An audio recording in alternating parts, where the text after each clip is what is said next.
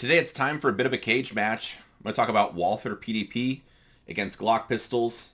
It's not really a big secret. I think the Walthers are superior in quite a few ways, and I'm just going to talk through the difference, why, and do a bit of compare and contrast. So, start off with money. For cost, they're about the same for either gun. 600, 650, somewhere in there. Maybe you get a deal. Somewhere around that range. So I think it's pretty much a wash on for price of the guns.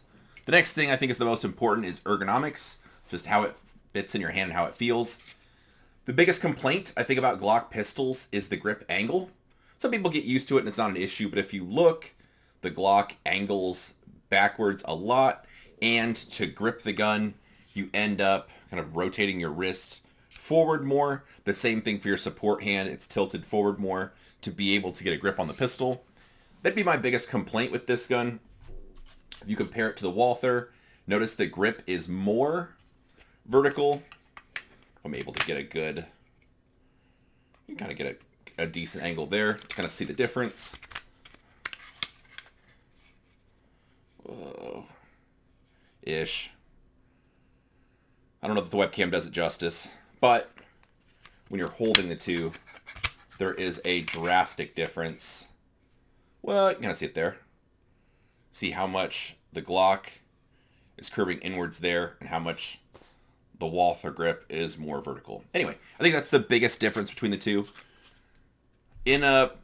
First off, if you have a Glock and like it, I'm not telling you you need to sell it. Just my 2 cents between the two. I've seen a lot of people get tendinitis from Glock pistols, and that grip angle is a large part of it. So anyway, for ergonomics, I definitely prefer the Walther, and I'm not a fan of Glocks. For that part, they both have interchangeable back straps. The Glock has just beaver tails that you can slide in. Some people like to chop them in half and just use the top part of it because sometimes people have problems with the web of their hand. Get a good angle. Getting up too high and end up getting bit with the slide. Something like that. So I've seen people do a couple different things where they'll take the beaver tail and chop it off, or just use the top part, or have something to protect your hand. That doesn't seem to happen with the Walthers. For anyone, at least I interact with, there's just, your hand is sunk more in down here, and there's not really a way that I've ever had an issue with getting bit on the slide. So anyway, that part's not an issue with Walthers. These use interchangeable grips, or back straps. It's this piece that kind of goes down and all the way down. This little piece that sticks through the butt of the gun. And then there's just one pin right there that holds it in place. So you just punch out that little pin. This piece hinges out, put in a different size. You can tell which is which by the little letter. If I can get a good angle, or if it shows up. There's an M. This one's the medium one. But anyway, there's 3 different shapes of back straps it comes with. The Glock, I think, comes with 4? Maybe 3 or 4. So a bunch of different options to try to get one that fits your hand. So anyway, in the options of interchangeable back straps, I think they're about a tie. But the grip angle overall of the Walther, I think, is far superior. So for that one, I think it's better. As far as the grippiness, the Walther, when you look at it, it looks like it's got more of a texture to it. And maybe it's a little bit more grippy. But I think it's pretty close to being the same as the Glock. If you holding both of them in my hands, they feel pretty comparable. I think they're both a little bit slippery. So adding something like silicone carbide like this, or grip tape, something like that, I think is helpful. But it depends on how you carry it, what you do with it, and all that kind of stuff, to if that's something you'd want or not. Factory triggers. This Glock, well, I'll send a trigger to evaluate. So this one's got an aftermarket trigger in it. The factory trigger for the Glock is not super impressive. They are, I don't know, every bit of 5.5 pounds, something like that. Most people change the trigger shoe, springs, striker, something. Unless it's a work gun, most people don't shoot those stock, especially for any form of competitive shooting or action shooting, just because the trigger's not the best.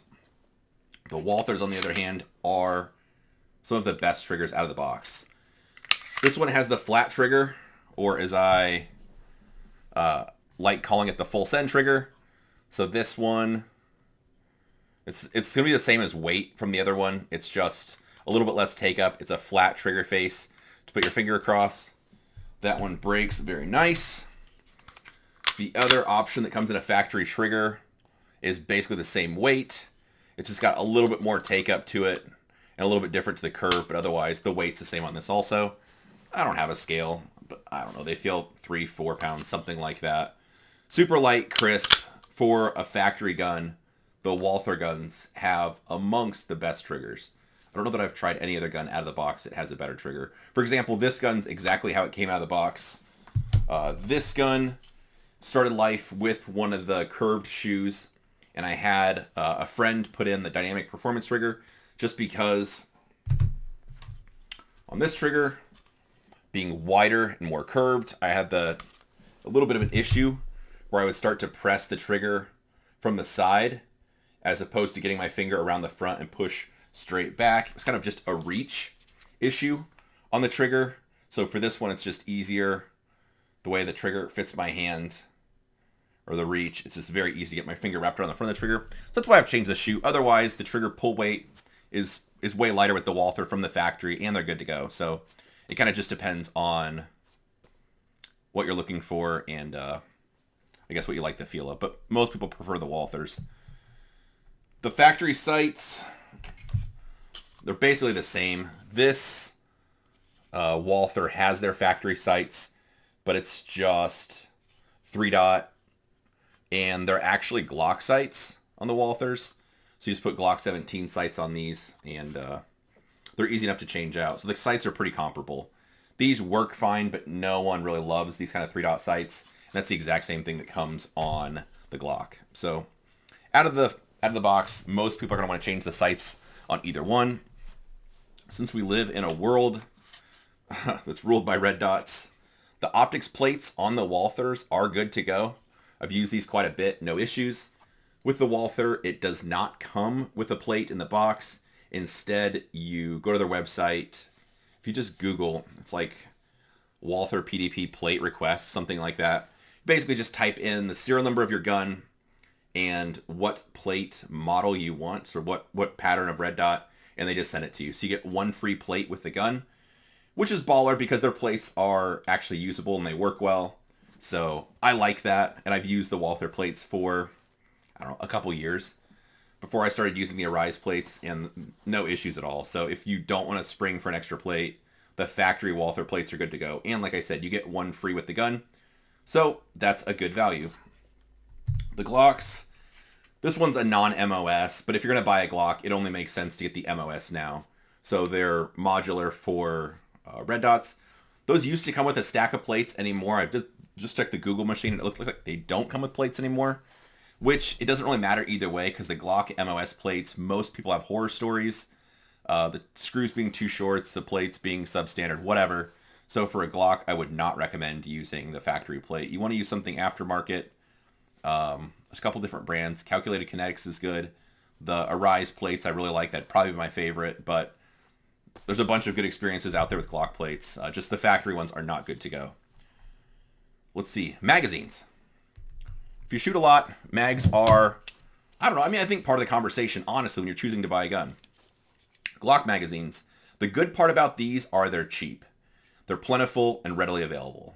The bad part about these are if you leave them loaded for a long time, they can swell. So they'll get to the point where they don't completely drop free out of the gun. The magazines have, like the Walther both, numbers in the back of them so you can tell how many rounds are in them. The bad part, if you shoot any form of action pistol or competitively, once these things hit the ground, it's kind of difficult to explain, but the gravel and sand, it almost embeds itself. It feels like in the polymer. And my friend Tyler showed me these, I think it was like Birchwood Casey. It was just like a silicone wipe to wipe on the magazines that got them slick again. Otherwise, just with use, they get kind of coarse, and it feels like the sand or gravel kind of sticks to them. They don't drop free anymore. So anyway, Glock mags are known to hang in guns. And if they are, you can get just one of those silicone wipes, wipe down the outside. You don't have to have the thing soaked or anything like that, but just that seems to slick up the outside so they drop free and don't hold on to dirt and grime as much. To get the base pads off, if you wanted to do such thing, it's actually annoying with the Glocks. This is the same recommendation or same treatment for both. You push a punch in this little hole, but you have to use more force to get the Glock past, because when you look at the base pads, they've got a little tab in here they're kind of trying to overcome. Some places make a little tool where you Like hook it on the front feed lip, put the claw in like a punch. It's got a little claw, and then you kind of tilt it forward to pull it off.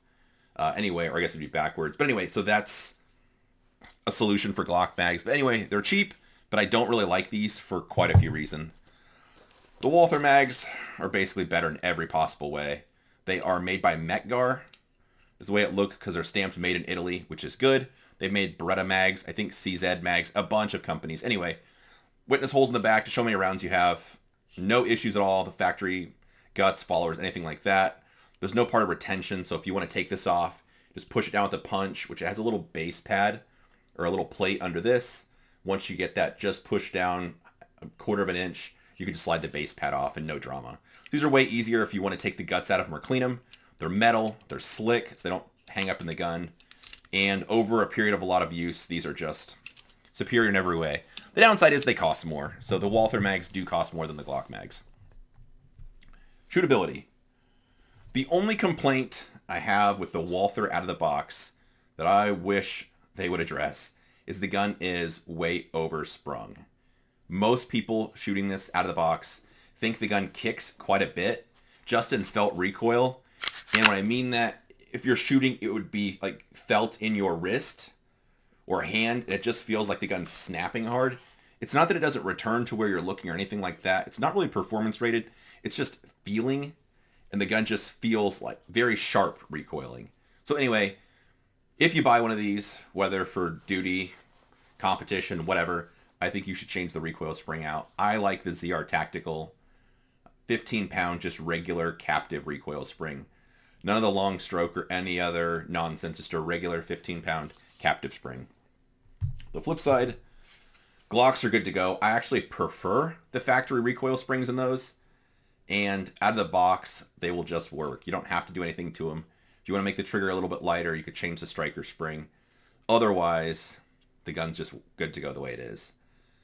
So, in closing, the guns are very comparable in a lot of ways, but I think the grip angle, the ergonomics, and kind of the value make the Walther a no-brainer, where I would never buy a Glock again, just due to the tendinitis issues I've had with the grip angle. I think this is a better value for having a good-to-go trigger right out of the box, plates that actually work. Like I said, if you want to put sights on it, these are just Glock 17. These are Bob Vogel sights that I like quite a bit. So it's a fiber optic front and then a black serrated rear. If I get a good angle. With just a little bit of daylight on each side of the blade. So I like those. And Bob sights are on this one also. So anyway, I like the Vogel sights. And like I said, if you had to pick one of the two, for the same amount of money, I think the Walther's a better buy, just for the way it fits your hands. Plates, trigger. It's just a more pleasurable gun to shoot, and the mags. So anyway, what do you think? Am I crazy? Am I drinking too much Walther Kool-Aid? Or, like I said, if you have Glocks, you like them, you've used them professionally or in competition, there's nothing wrong with them. They're a great pistol. I just think there's better options.